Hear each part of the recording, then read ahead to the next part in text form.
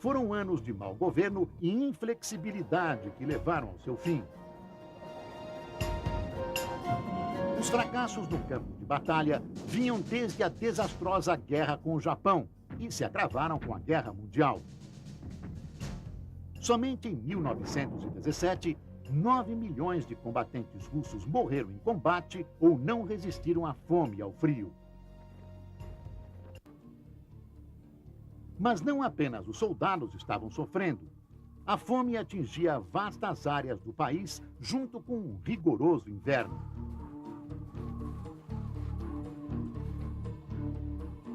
A pouca comida que havia não chegava ao povo por incompetência burocrática. As pessoas saíam às ruas exigindo comida e paz. Os soldados enviados para reprimir os manifestantes se recusavam a cumprir as ordens. Nicolau II assumiu pessoalmente o comando do exército. Foi a gota d'água. Ele capitalizou contra si todo o descontentamento com a guerra. Quase toda a Rússia entrou em convulsão. Era a Revolução de Fevereiro pelo calendário russo, março pelo ocidental. O czar teve de entregar o poder a um governo provisório, chefiado por Alexander Kerensky, do partido menchevique, adepto de um socialismo moderado. A manutenção do país na guerra e a miséria abalaram o novo governo. No dia 7 de novembro, um golpe de Estado liderado por Vladimir Lenin derrubou o governo provisório. Os bolcheviques comunistas assinaram a paz em separado com a Alemanha. Entregaram as fábricas aos operários e as terras aos camponeses. Nacionalizaram os bancos. Mencheviques, capitalistas e nobreza tsarista se aliaram para fazer a contra-revolução. Os chamados brancos lutaram contra o Exército Vermelho Comunista criado por Leon Trotsky.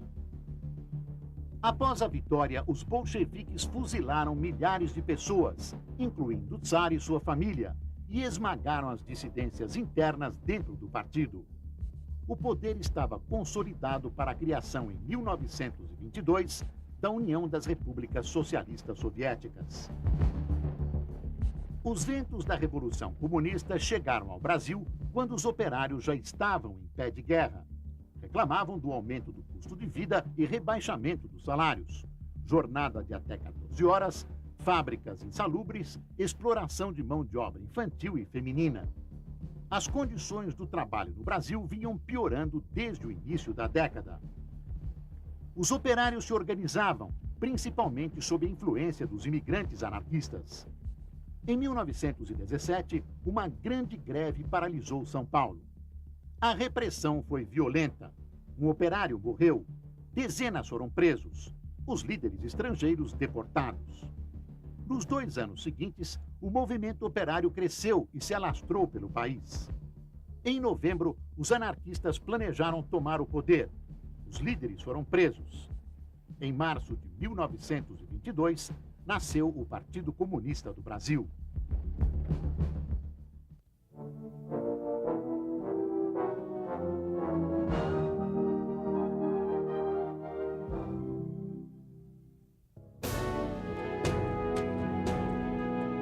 (16 de janeiro de 1919).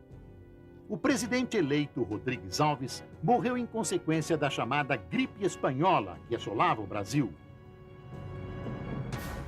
A origem da gripe foi atribuída aos cadáveres insepultos da Primeira Guerra. O vírus teria sido trazido ao Brasil por imigrantes, a maioria espanhóis. Ela tomou conta das capitais, principalmente Rio e São Paulo, em 1918.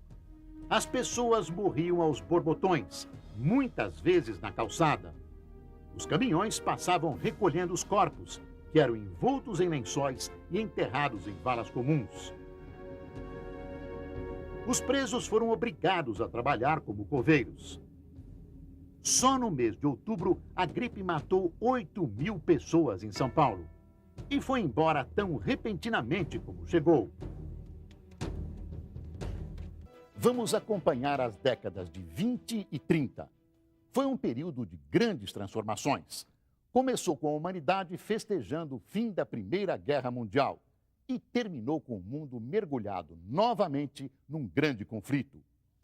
A Bolsa de Valores de Nova York quebrou, jogando o mundo inteiro numa grave crise econômica. Na Alemanha, a Grande Depressão abriu caminho para o nazismo e a ditadura de Hitler. Já os Estados Unidos se voltaram para o democrata Franklin Roosevelt e suas reformas. Mas o espírito humano mostrou toda a sua criatividade e novas invenções foram aparecendo. A penicilina, a televisão e o primeiro filme falado.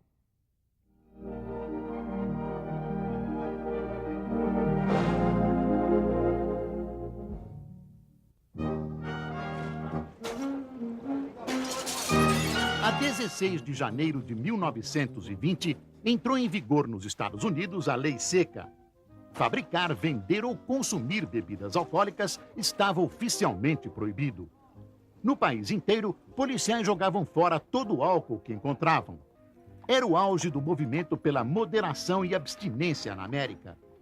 Grupos conservadores e religiosos acreditavam que a bebida era uma ameaça à lei e à ordem.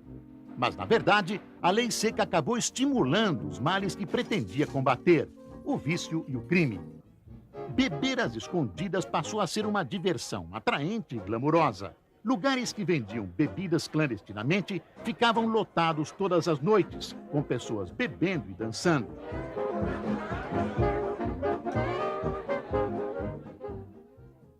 Fornecer bebida para o público se tornou um grande negócio para o crime organizado. Gangsters como Al Capone e Dutch Schultz construíram verdadeiros impérios com a venda de bebida ilegal. Calcula-se que em apenas 3 anos, os criminosos tiveram lucros da ordem de 15 milhões de dólares. A polícia tinha enorme trabalho para reprimir o crime organizado.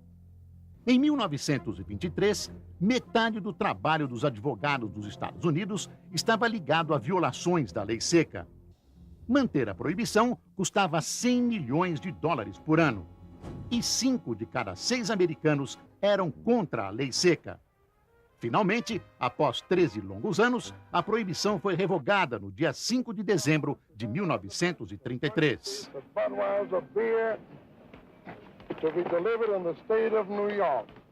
Novamente, os americanos podiam beber álcool sem violar a lei. A grande experiência que começara em 1920 foi um grande fracasso. –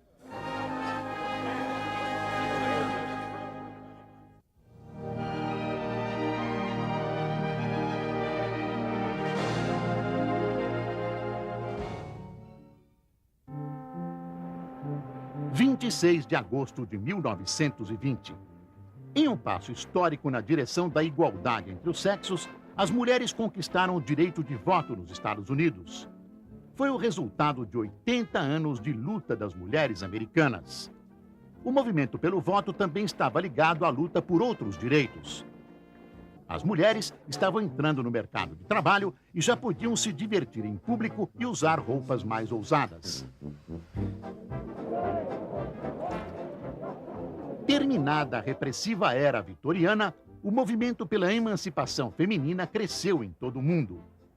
As sufragistas, como eram chamadas, combatiam os valores tradicionais e os preconceitos. Algumas se tornaram extremamente militantes e praticavam atos de desobediência civil. Uma delas sacrificou a vida numa das famosas corridas de Epsom, na Grã-Bretanha, para chamar atenção para a causa. Por isso, Emily Davison tornou-se mártir do movimento sufragista.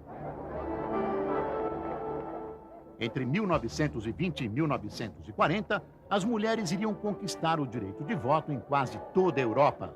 No Brasil, o direito de voto para as mulheres veio com as mudanças geradas pela Revolução de 30. Nas eleições para a Constituinte de 1933, pela primeira vez as brasileiras puderam votar e se candidatar a cargos eletivos.